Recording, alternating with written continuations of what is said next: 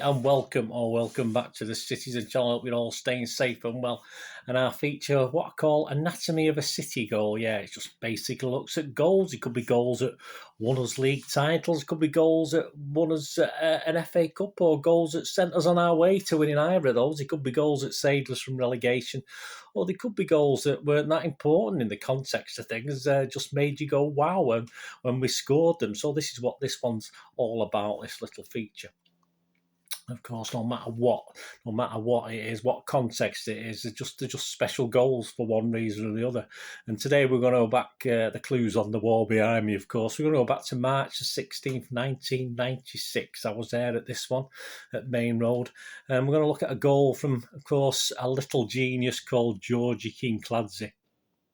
So how were we doing? How was City doing at that time, March the 16th, 1996? Of course, our chairman, fairly new still then, was Francis Lee. Our manager was probably not new, Alan Ball. We were in the FA Carling Premiership. Not doing too great. We were 16th out of 20 teams after 30 games. So say obviously it was a 20 teams, 1938 game season, of course. Crowd-wise, weren't great. We were the 10th highest in the league, so about halfway. An average crowd of 27,827. So we weren't doing fantastic, let's be honest about it. But how was Kinky doing? Obviously, it was Kinky's debut season, of course. He was aged just 22. I always get the feeling he was older than that. I don't know why. He seems very, very young. I never really appreciated just how young he was when he joined us. And he'd played 36 games that season. He'd only missed a handful. And he's only scored 3 goals, although obviously creativity-wise, he was involved in most of what City did that was good anyway in those days. But only 3 goals to his name at this stage.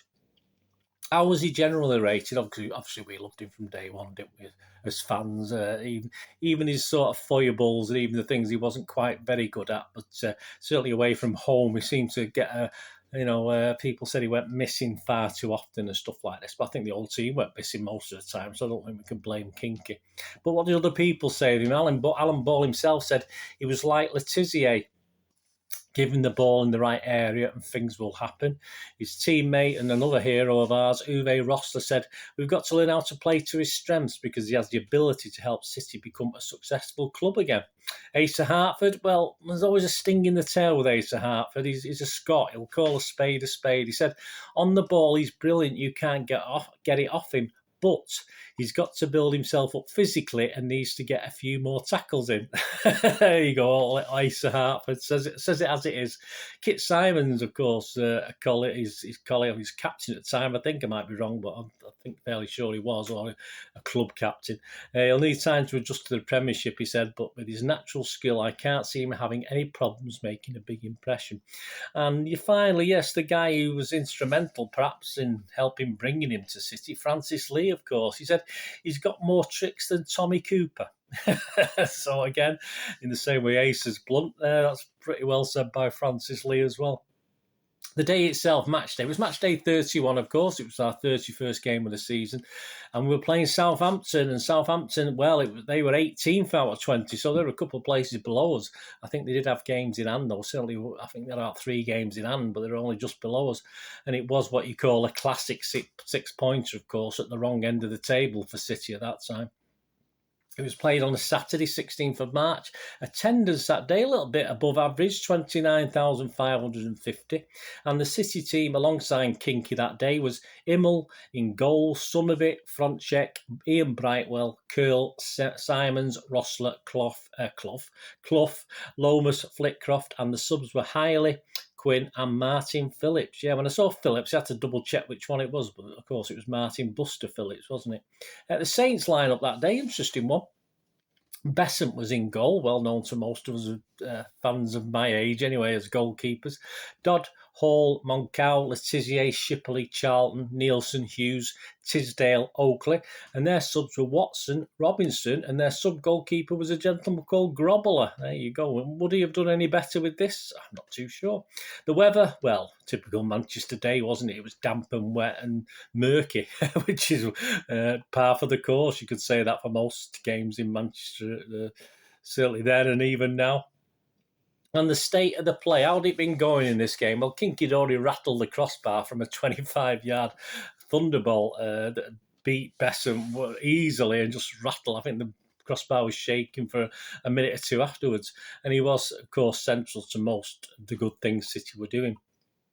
He'd already put us one up. An easy tapping on 32 minutes. Yeah, a Clough shot was only parried out by Saints keeper Besson, and Kinky following up had an easy side foot into the open goal. So what about this goal? This is what we're talking about. What about the goal itself? Well, obviously, all of us there to witness it will remember it, and we've got a chance. I'll put a link on screen for to look back on it on YouTube, stuff like that. But on 37 minutes, Kinky received a pass from Steve Lomas just inside the Southampton half. He first beats defender Simon Charlton by faking one way and going the other, carries the ball on towards the box. On the edge of the box, he evades a Jason Dodd challenge. Charlton attempts to hold him, but he's shrugged off. A Moncal lunge is dodged, as well as another attempt by Dodd to get in a tackle. Now, the keeper, Dave Besant, really has no option. He's the last man standing. He has to come out. He has to commit himself. And Kinky just waits for this. He waits for Dave Besant to make his mind up before sublimely chipping the ball over him for his and City's second goal, of course. The plaudits about this goal, well, the plaudits were for all over the place. It's just a selection. David Hadfield, writing for The Independent, said, a shining gem, even by his glittering standard. Kinky's second goal was both significant and stunning. And also, Phil Shaw, also The Independent, said, in terms of pace, vision and imagination of sheer fantasy, it was a goal from a football firmament which ordinary mortals could not imagine, let alone aspire to. Thank you, Phil. Very, very... good words there. John Richardson of The Sun, all right, give them a mention. Mark it down now as March's goal of the month. Goal of the decade, wasn't it? Ed Jones of The Observer remarks, a moment of magic, a stunner which even the downcast Southampton fans reluctantly applauded. Ken Lawrence for the News of the World, the now defunct News of the World, of course, the goal of his life and perhaps of the season. I'll leave the last critique to his then, our manager and his manager, Alan Ball. He said, without the doubt, this is a World Cup winner, don't forget, who played in World Cup winning teams. Did you know that? Without doubt, he said, the best I have ever witnessed in my long career. And this, I say that from a World Cup winner. It lifted both the team and the crowd, and it sent us on the way to gain 3 precious points. What about the context of it? What about the context and conclusions? Well, as I said, sometimes these goals don't really matter in the sort of overall effect of things, but this one did. Of course, it did. It certainly gives a little bit of hope. That's for sure. I mean, in the game itself, the Southampton did get a goal back in the second half through Tisdale on 64 minutes, and yeah, it was sort of all hands to the pump for City, certainly for that last half hour or so. In fact, Southampton had thought they'd equalised in injury time, and it was dubiously, I'll say that, because we're still unsure as to why it was chalked off. It was an offside, but the rules of the offside then were just as complicated as now. We weren't sure whether the guy who was offside was actually impinging on play or making any effect, so it probably shouldn't have been called offside. But there was no VAR in those days, and it was chalked off, and of course we held on for the 2-1 victory to everyone's relief. It moved us temporarily up to 15th from 16th, but we played more games than Southampton, and we certainly played more games than some of the other clubs in and around us as well. Southampton, of course, would have the last laugh. Of course they would. Typical City, they actually finished one place above us, safe from relegation, even though they had the same points. They had a better goal difference, so perhaps we scored another 6 or 7 that day, but it might have been better, but unfortunately not. We had to settle for that 2 from Kinky.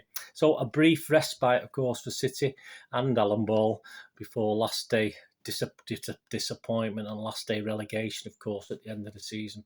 But I don't think, for me, who was there, and I think for most of you who were there, or even look back at it and remember it, without doubt, this was probably the highlight of what was to become a dreadful season. Thanks for joining me for this little anatomy of a City goal, where we remembered back a goal on March the 16th, 1996, by a little genius called Georgi Kinkladze. Let me know your thoughts. Let me know your memories. Were you there? Were you behind the goal in the flat line? I was probably possibly in the Kippax that day. I can't remember offhand. I was all over the place in those days. But let me know any personal memories you got. Or have you met Kinky? Have you spoke to him? Have you had a chat with him? Let me know. It'd be great to hear from you. Anyway, thanks for watching, guys. Until we meet again, I want to ask one thing, don't I? Please stay safe, Blues. Come on, City. Thanks for watching. Bye for now.